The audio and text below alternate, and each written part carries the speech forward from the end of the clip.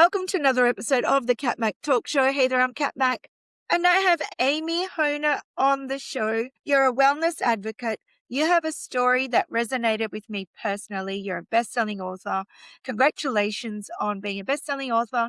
The Empower Her Powerhouse Edition, because you're another woman that is a powerhouse. Please Heck go out yeah. and buy the book. Read your chapter. Read all the chapters of the women that have poured their heart out, become vulnerable, so that we can learn something from you. It's not just throwing a book out and it's all good. I've just been a best-selling author.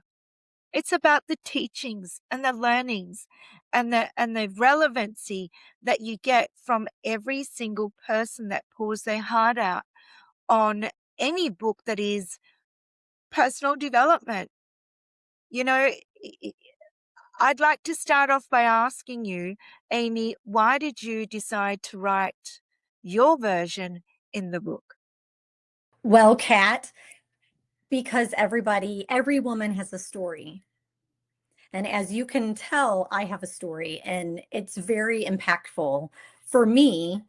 And I went through a lot and I want to inspire other people. So that's why I wrote it. Yeah, you're totally inspirational. Yeah, I will also say you're a cancer survivor. Kudos to you, and I hope that C word never comes back. What stood out to me, and for you writing this down was quite impactful. You wrote, I felt at 42 years of age, you had cancer. And then you wrote, I felt grateful for cancer. I would like you to expand on that and what wisdom you can share with other women that are going through something similar, and you changed the trajectory of your life. Like you've done full circle. And I know you've come from hardcore man's world, corporate, high flying, having it all. So, um, let's see.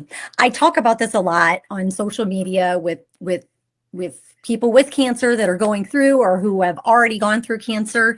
I say I'm grateful for cancer because I would not be where I am right now. It really woke me up to it woke me up to how grateful I need to be for life and how quick it can end. Yeah. And so that, I mean, I'm grateful for cancer. I'm never scared. You mentioned earlier, I hope it never comes back, and it won't. Because I know it won't. Because in my head I've trained myself. I'm very positive, and I think that what happens in your head and what you feed your brain is what's going to come out in your body. And I've just changed everything about everything. What did you do to change it? Well, as I talked about in my story, I learned about 75 hard, and I just started pouring into myself, personal development, more exercise, the water I drink, what I put in my body, chemicals around my home. Um, it just changed. It just changed the way I look at everything. So what advice would you give to a woman out there that is feeling stuck in the crap, doesn't know what to do, is overwhelmed, has time but says, I don't have time? You know, all the stuff that we feed our brain. I would say one of the things that changed everything was gratitude, because I don't think that I used to be grateful, which I hate saying out loud, but it's the truth. I got a gratitude journal. I just got on Amazon and I ordered myself a gratitude journal. And every day I get up and I write in my gratitude journal and I say 3 things that I'm grateful for. Absolutely. Gratitude, I do exactly the same thing. 3 things, 4 things, and I say it out loud. I say it to myself. I do that, and I notice that you did them. You're like, I would love to meet Mel Robbins one day. And I'm like, yes. And I'm not scared to say that. I hope she sees my chapter and invites me on stage. Oh my God, wouldn't that not be the best? Yeah. Because she's such an inspiration, and she went through crap as well. So we are, like yourself, everyday people doing everyday things. that are Mhm. extraordinary. Yeah. So kudos to you. But when you said hashtag Mel Robbins, and I'm like, yes. And, can you please just invite me when you're on stage with Mel? Yes, absolutely, Kat. I would love, I'll fly out. I'd love to be there. Yes. That would be so cool. You also wrote, life stopped feeling guaranteed. Living in survival mode. I was ready to stop surviving and start truly living. I'd love for you to expand on that because that's so impactful. Well, just like I said earlier, I mean, life can end tomorrow. There's no guarantees. This isn't a dress rehearsal. Um, we just have to live it. And like I said before, I don't think I used to be grateful for my life. I treated myself, my body horribly, and I'm not doing that anymore. We only when it's over, it's over. And I want to live now to the fullest. So you're a wellness advocate. So what does that actually mean? I think I like to talk about what we put in our bodies, but also more importantly, what we put in our minds. Because I think that that's important. One of the things, and I talk about this in my book, or in my chapter, is that I wake up and I read 10 pages of personal development every day. It's a non-negotiable. So I think that's very important. When you read your personal development, how does it make you feel? Because, not every day is going to be beautiful.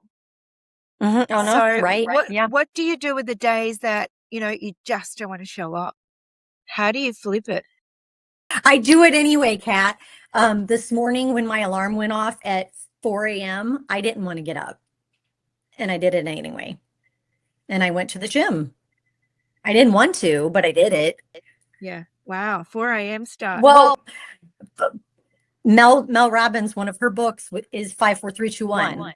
She started, Yes. I don't know if you've heard of that, Oh my but God. it's you're laying there and you say 5, 4, 3, 2, 1. Do you want to and you talk about that go. for a sec? Would love you to share. Would love you to share the 5, 4, 3, 2, 1 method that she does. Well, when you're laying there I woke up at 3:55 this morning before the alarm went off, and I didn't want to get up. And whenever you're doing something that you don't want to do, you literally say 5, 4, 3, 2, 1 and go. And there's no thinking about it, because if you think about it, what do? You hit snooze, or you lay there for 10 minutes longer, or you scroll a little bit longer, and Scroll a little bit longer. That is so true. And people think, yeah, 5, 4, 3, 2, 1. I love that method that she has. I think everyone should adopt that and remember to do it, because sometimes I forget. Because sometimes I don't want to get up and do the thing. No, but I have there's to. several days that I don't want to. Yeah, especially the weekends. Yeah, especially the weekends. Well, it's Saturday here for me. So I'm like, okay. And there's so many things there's so many things that I need to do. But this is what I love.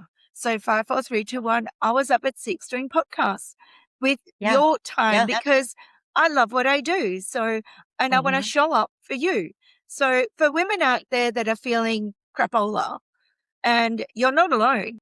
Your story paints a picture of a woman that was in a very male-dominated industry. And I think we talked about this earlier. Very similar to my story, my background, that was quite male-dominated. I love what I did, but I didn't love how I became. And at some point, I had to say, I'm out of here. Done. Yeah. Because life is going to happen for you. You're going to have the heightened experience that you're going to say, man, I got to stop this, because if I don't, I'm going to die. Yeah. You're going to die doing something that you don't want to do it. No, it doesn't serve your energy.